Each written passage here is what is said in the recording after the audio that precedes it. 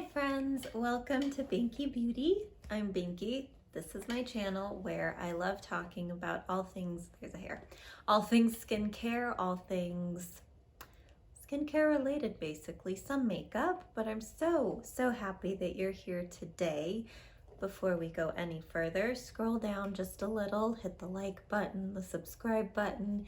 It helps my channel a whole lot and I would really appreciate it.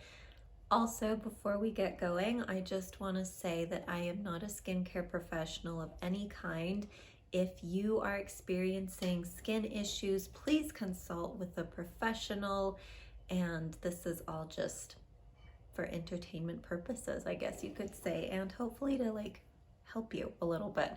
But today we are talking about Retin-A and retinols. I made a video a few weeks ago now about acne, and a couple of you asked for more detail on Retin-A, so here I am, fulfilling requests left and right. So when it comes to Retin-A, there are, of course, the prescription Retin-As that you can only get from a dermatologist, and then there's also Retinol, which you can get over the counter, which is really having a moment in skincare right now. I think we've always known that Retin-A is a great anti-aging ingredient.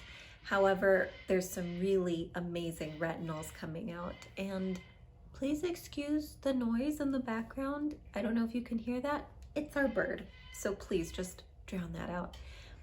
So Retin-A came out in the 1960s, and it was originally intended as an acne treatment. Today, we know it primarily as an anti-aging ingredient. That's really who it's marketed to, but it is amazing for acne, I know from experience. One of the things that makes it so nice for acne is that, and anti-aging, it just really all ties in beautifully, but one of the things that makes it great is that it really boosts collagen production. So when we get older, we start losing collagen. When we have acne, sometimes we have scars, which is just compromised collagen, and Retin-A can really help with that too. So Retin-A, retinol. We'll start with Retin-A. Like I said, Retin-A you can only get from a dermatologist. Retin-A is the brand name. The actual ingredient is tretinoin. It is the strongest form, thus you can only get it from a dermatologist.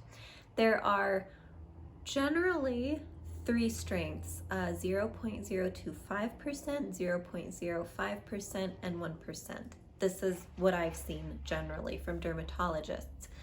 When it comes to Retin-A, you want to think of it in terms of a marathon, not a race. So when you start using Retin-A, it's going to take time to get to that higher percentage. It's also something that you're going to want to keep in your skincare routine for life, because the results get better with time and the results kind of compound as you get older, and it is really great if you start around those, that collagen decrease age, which I believe is your early 30s, late 20s, early 30s. So you can go to a dermatologist, get the Retin-A. Generally, it is recommended to start using a Retin-A around the age of 27 and up, unless you have acne. Retin-A could really be an ally for your skin. Or if you're 23 and you're I look 35 because you've got some wrinkles, you've got some sun damage, Retin-A can really help you with that. The next kind of step down from Retin-A, if you don't want to go to a dermatologist for whatever reason, is retinol. So when we talk about retinol and Retin-A, think of it this way. Retin-A is like a shot of tequila. Retinol is like a margarita. So Retin-A's strong, retinol powerful, not as strong. There are lots and lots of retinols, that you can buy over the counter. There are different types of retinols, which we're not going to get into in this video, but basically retinol is generally what you're going to see it called, and that is what you can buy over the counter. There are some companies that have different strengths of retinol, and you're going to see that more in like the professional-ish grade products like Obagi, SkinCeuticals, Environ, all of the products that you can buy direct to consumer. Those brands have professional lines, but we're talking about the direct to consumer lines. So those are some brands that have levels, but then there are brands like Versed, which you can get at Target, the Inky List from Sephora, Neutrogena. Those types of brands generally just have 1 or 2 retinol offerings, and they're great. I've used retinols at lots of different price points. I have some favorites, but I really think in terms of the retinol market right now, there are some good products out there, to the point that if you're not struggling with acne and you kind of just want to start that anti-aging kick, you could totally be fine with a retinol. Okay, so just some like tips when you're using these products. The first and most important is to not use vitamin A products of any kind when you're pregnant. You can use, other products to help with like discoloration, with wrinkles, with breakouts. There are other products that are safe to use when you're pregnant. So don't use vitamin A's when you're pregnant. The next thing is when you start using retinols, Retin-A, start with like every other night. I know people who, when they start Retin-A, they just start with 2 times a week because they just really want to ease it into your skin. Retin-A especially can be very irritating, so you do want to start slow. Retinol, start slow, because you don't want to irritate your skin, freak it out, have to backtrack, and then have to stop using the product altogether. Like consistency, slow and steady. Remember, marathon, not a race. So retinols, I'd say start every other night. Retin-A's, play it by ear. 2 nights a week, every other night. Just see how your skin feels. If you start experiencing sensitivity, I recommend having a really basic, like squalene oil from Biossance. They have a really great simple one that doesn't have any fragrances, super hydrating, super nourishing, or any kind of face oil or face balm that really just nourishes and hydrates your skin. I have found that oils and balms counter sensitivity better than most face creams, but you might have better luck with a face cream. If you have one that you love, use it. Just anything that's going to balance and counter that sensitivity. The next thing to consider is setting aside any products that have fragrance or essential oils, because that can heighten sensitivity. When I was incorporating Retin-A back into my routine earlier this year, at the time I was using the Emma Hardy cleanser. It's the gel cleanser, and it has a really gorgeous light fragrance, but it was making my skin sensitive. It was not really, my skin wasn't liking the fragrance with the Retin-A that was already making my skin a little sensitive. So get a good basic cleanser like the CeraVe Hydrating Cleanser, the Biologique Recherche Latiou Cleanser. Get a really simple moisturizer or a really simple face oil, and possibly a nice hydrating, nourishing serum like a peptide serum. So basically just keep it really simple. And just to reiterate that, don't use any actives, no acids,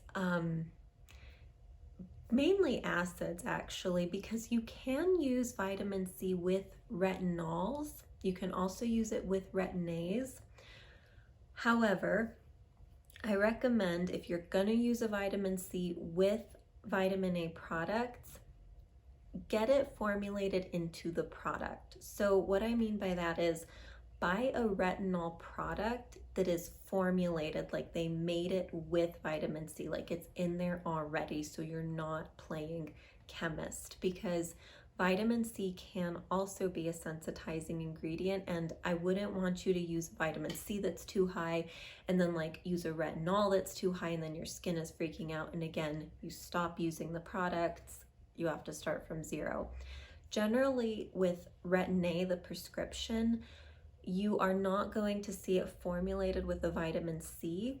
If you want to use a vitamin C with that, just get a really, really low level vitamin C. And, you know, Paula's Choice has a good one. L'Oreal makes a nice one, but really, especially with the Retin-A, just start with just the Retin-A, like make that the star of the show. Yeah? Okay. Now, when it comes to products for Retin-A, let me grab them here. Okay. So, prescription strength. These are prescription strength Retin-As that I get in Mexico. I don't get these from a dermatologist. If you live in Mexico or you live near the border, go to a pharmacy down there and get some Retin-A.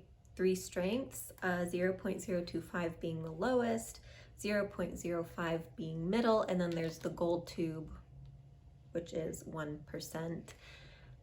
You can see from here, no one is at 1% in my household. I use this middle percent, my mom uses the lowest, and I actually might switch down to this because this it's been a little hard to stay consistent with this. So just to give you an idea, I've been using Retin-A since my early 20s because I have struggled with acne, and I'm still like preferring the lower percentage. And whoops, sorry. I would never underestimate slow and steady, gentle skincare. I know there can be like this desire like for it to burn and tingle for it to work, but like nice and easy is better, gentle is better. You want to like treasure your skin, treat her well, and you know, again, like I said, it's a marathon, not a race. You have time to go up, so just start low. In terms of retinols, I really have enjoyed the Environ Youth Esenti-A. This is the strongest in their line of retinols, and it's still not as strong as this, to give you an idea. And I've actually been preferring to use this versus a Retin-A because it is gentle, and this has vitamin C formulated into it, which I love. Vitamin A and vitamin C are like 2 of my favorite ingredients when used together. I think you just can't go wrong. I think they're great. So Environ is a good one. If you want to look into Environ, they have different levels of retinols, and like I said, this is the highest. It's milky, it's hydrating. I've really been enjoying this. Then there's the Neutrogena Rapid Wrinkle Repair. This is, I think, a gem in Neutrogena's line. They have a couple of other different presentations. I think there's a serum and maybe one other cream. But if you're new to retinols and you're just like, I want to run out and get something, get this. I did not experience any sensitivity with this. I did see results. I liked just how my skin reacted to it.